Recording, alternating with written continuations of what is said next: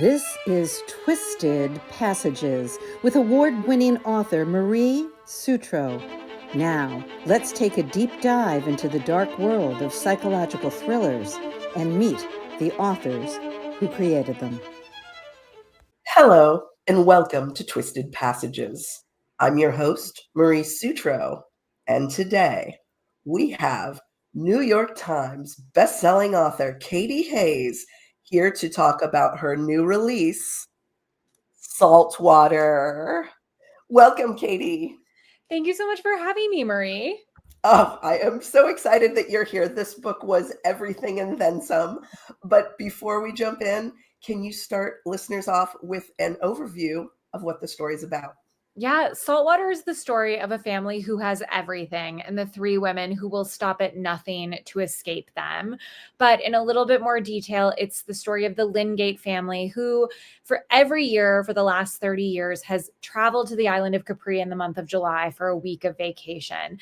This, even after many years ago, one of their family members was found dead below the cliffs of Capri. And although that death was ruled an accident, they have lived under the suspicion of murder for the last 30 years. And when they go back to the island, finally, they are struck by a similar tragedy, and another woman in their orbit is found dead below the cliffs. And the novel is about how this incredibly affluent family fractures under the pressure from renewed scrutiny around this second death, and how the women in the family are eager to escape and change the world that they're existing in. Absolutely propulsive story. Let's start off at the beginning. You mentioned Capri. What made you decide to set a story like this in Capri? Yeah, I think the island had always been in the back of my mind. I had read a nonfiction book about it called Pagan Light, about the history of Capri as a kind of refuge and an enclave for artists, and especially avant-garde artists. And two of my favorite writers, Graham Greene and Shirley Hazard, spent time on the island. And so I think the island had always just sort of been around in some cases. And then I knew I wanted to write a book about a family, this sort of very affluent, very closed off family. And the island felt like the perfect setting for that. It is so completely atmospheric. And what's beautiful is there's so many layers of darkness threaded through this beautiful sunny island, and the contrast, how you play with human darkness, emotional darkness against the beauty of the island was just incredibly done. Just so I have to ask, have you been to Capri? I have. I mean, isn't that why we all get into writing, so that we can write off research trips to places like Capri? Yeah, I have been. When I was researching the novel, my husband and I went and spent several days there, almost a week there. And I don't think it would have been possible to write the book without that time on the island itself. I've been to the Amalfi Coast, never been to Capri, but now I feel like I have. So thank you for the free trip. You're welcome. I feel like that's my favorite thing about books. They're cheaper than a plane ticket. Yes, yes. And there's so many more places that we'll never get a chance to visit but through our books that we read. So Yeah. absolutely wonderful. One of the things you touched on in the book is the affluence of this family and the resources and the means that they have. And I thought it was really interesting how you played the haves versus the have-nots, because you give us different points of view in this story, which is so helpful. I can't imagine the story being told from one point of view, going back and looking at it. But what was it you were trying to get to? Because it was pretty severe, kind of how the people with the money saw the people without money and vice versa. Yeah, it's funny. I think we live in a renewed moment of class consciousness, I think is how I would want to characterize it. And I think we are living in a time where obviously the rich are getting richer and less in touch with everyone else. And so I'm really fascinated by that dynamic. And in the case of this family, I also wanted to think, it's easy to talk about books like this as rich people behaving badly, but I really wanted to investigate what money means and how money functions. And so to me, it's not, oh, rich people behaving badly, because of course their relationship to this fortune that they have, their relationship to money across, there are characters in the book too who are at different stages of wealth accumulation, inheritance, etc. And so much of this novel is actually about investigating these relationships to money and how complicated they can be and how they can damage us and delay us or make us make terrible choices. And so for me, it was really about investigating all these different dynamics. It's interesting you say that, because one of the things that kept coming up for me, sometimes we look at it and we say, well, if we don't have money or resources, we're limited. And we may perceive ourselves at certain points as trapped because we can't maybe go to Capri, or we can't live the kind of life that we would want to live, or have the kind of opportunities we would want to have. But what was great about this novel was you really plumbed the depths on both sides. And you really looked at the concept that there are cages, but there are gilded cages. And I thought that was so beautiful how you did that. It's not just because you have money, you have everything. Sometimes you're just as trapped and limited as folks who don't have it. Yeah. And, I always like to say about this novel in particular, I think of families as the cults we can't escape from. Like if you're in NXIVM or something, right? Your mom or your best friend can come and be like, you're in this sex cult. Let's get you out. Like you need to leave. You're crazy. Like, let's get you a therapist. I mean, it is so much harder for you to escape from the expectations that, let's say, even your grandparents put upon you. And so I feel like families are cults we can't escape from. I mean, no matter how much you pay your therapist, that shit, I'm sorry, I don't know if I can swear on here. But that kind of family baggage is going to be written on you on a cellular behavioral level. And I think for me, so much of this book is also about that. It's not just about the fact that these people have money. It's about that they are this very specific kind of family where there are expectations, where people are expected to fall in line, where, they have a certain value system that comes above all other outside value systems or outside kind of morals or social mores. And so I think that for me was the other big piece of it, right? Like thinking about money and investigating our relationship to it, our dependence on it. And on the other hand, thinking about how the family is this, the family is like the best unit in literature because it is complicated and awful and loving and destroys you and supports you. I mean, I come from a big family. I love my family. That doesn't mean that I don't sometimes want to kill every single one of them. And you're a writer, so you can do that in other ways without any kind of permanency to it, which is nice. When you were talking about that, really, I think one of the reasons that your characters are so powerful is they're so multidimensional and so layered. So not only are they in this, depending on where they are in the story, extremely complex situations, but they're extremely complex people. Where does that come from in your writing, in terms of layering? Because it's such a joy as the reader. You give us someone and then you reveal so much more. We get to grow with them and learn as if we're in a relationship with each one, all these little nuggets we pick up. Yeah. I think one of the things I love so much in fiction is the ability to spend time with characters and to discover characters in different settings, scenarios, and situations and see how they respond. And so for me as a writer, I like my characters to kind of arrive on the page and then for the reader to learn more about them as the story goes on. I don't kind of want to give you everything up front and then we sort of pursue the story. I want the characters' sort of DNA to be totally interwoven into the way the suspense and the narrative functions. And so I think for me, that's really how I approach it. And then constructing character, I think, is like so many things in fiction. It happens really in the work of revision. So for me, a lot of that excavating happens doing multiple drafts, digging into the characters, spending more time with them. And that's really a big part of it for me. You had also mentioned the women in the family, and you also give us women who are not in the family but are in the family's orbit. These women, you might look at them and say, well, some are in gilded cages, some are in more tarnished cages. But each one of them, irrespective of what's put upon them, extremely strong women.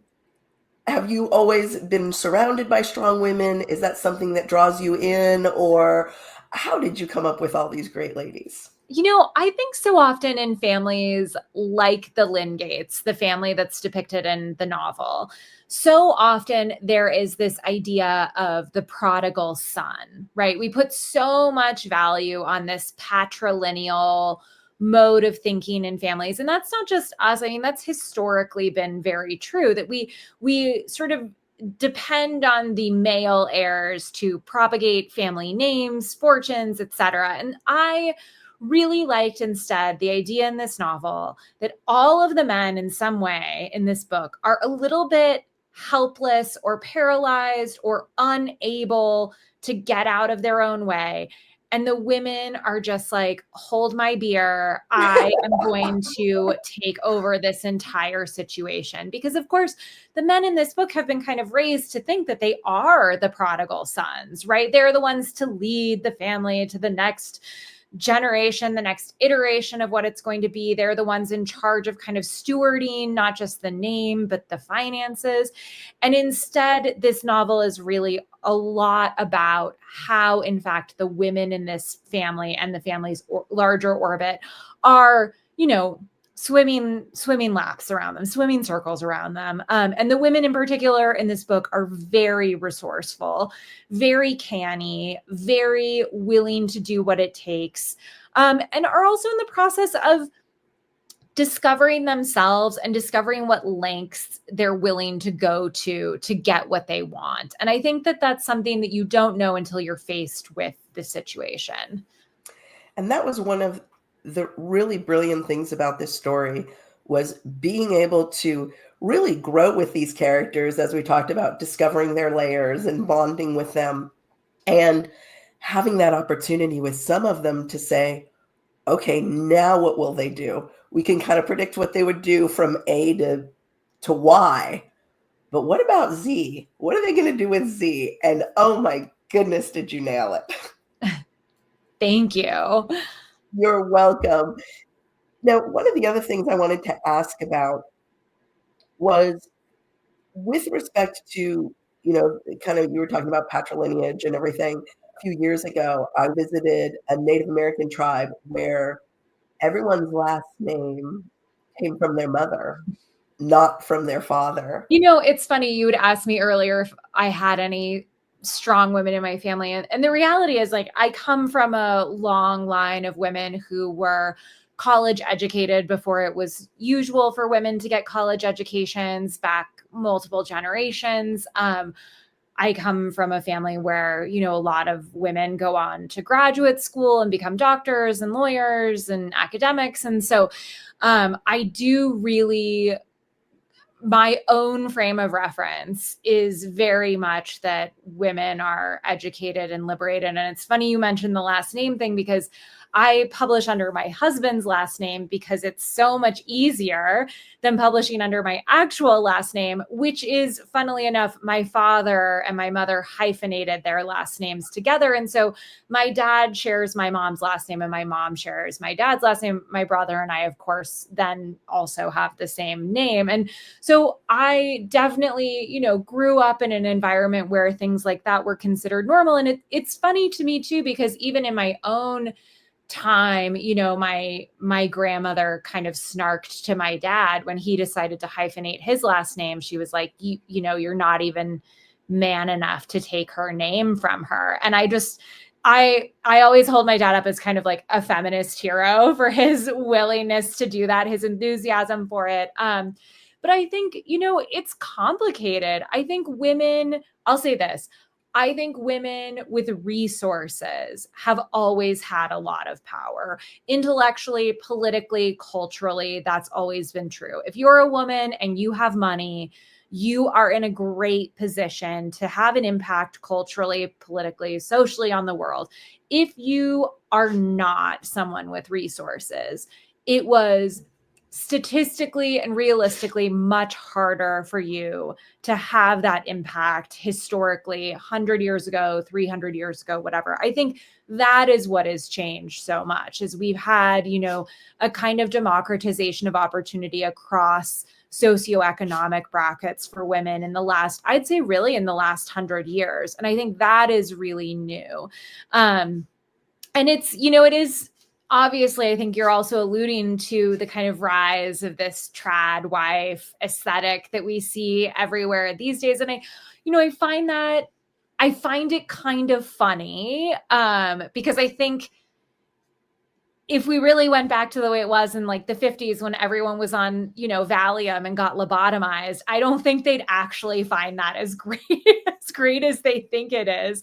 But I think we have really come a long way. And I think, in particular in fiction, I'll say, I think in fiction, we see more women than ever before, like doing it for themselves, right? Like the girls are out there, they're murdering people. The girls are out there, they're like getting their revenge, for many years, fiction kind of highlighted men, getting after it and succeeding and pursuing their own narratives. And I think we are really in a golden age of seeing women across all genres and all kind of types of writing really and types of story like coming into their own. And I really enjoyed that as a reader. And I will say, as a female, I think it's a beautiful thing. And I don't want listeners to get me wrong. I don't think being able to murder people is a beautiful thing. But I will say this about it. The fact that, as you said, we're seeing women in all of those roles means that for the first time, we're seeing women, because there's always been females who are up to good and females who are up to no good. And to be able to see the full spectrum of it is to finally see women in that way. One of the other things that I absolutely loved was the way that you told the story. I mentioned before the points of view, but the other thing you gave us with one of the points of view, actually with two of them, was a countdown clock. And I loved that. Oh, talk about propulsive, talk about page turning, that sense of impending doom, because you tell us that these bad things are going to happen. Anyone could read the back summary of the book and know these bad things are going to happen. But for some of the characters, you give us countdown clocks where we're moving towards that. And the desperation for me as a reader to like grab up every clue was just, I mean, I was in a little bit of a panic to get everything. I was just flipping pages so fast. Yeah, I mean, I love that as a narrative conceit or a narrative tool. So I'm glad that really worked for you. When I was writing the book, it was really difficult because the book has 3 timelines and multiple points of view, and trying to weave together 2 present tense timelines and 1 30 years ago timeline. It was a really big challenge to make it work. And I am really happy with how it turned out. It turned out wonderful, and I cannot recommend it enough. Now, speaking of recommendations, for all of your existing fans and for millions of fans who are going to fall in love with you because of this book, where is the best place for people to find you, Katy? I am only on Instagram. I don't do any other social media. And I am on Instagram at Hey Katy Hays. And that's Hey, like, hey, how's it going? And then Katy Hays, my name. And that my website is katyhays.com. And that's kind of it. But mostly I'm just on Instagram, occasionally posting. Mostly I'm there to spy on your dogs. I love people's dog content. Yeah. Absolutely awesome. Well, we will all be spying on you, Katy, because this book is so wonderful. Again, it's called Saltwater. And if you are looking to get out of the country, go somewhere amazing, head to the Isle of Capri with Katy and just be swept up in an absolutely amazing page turner. Oh, thank you so much for having me, Marie. Thank you for joining me.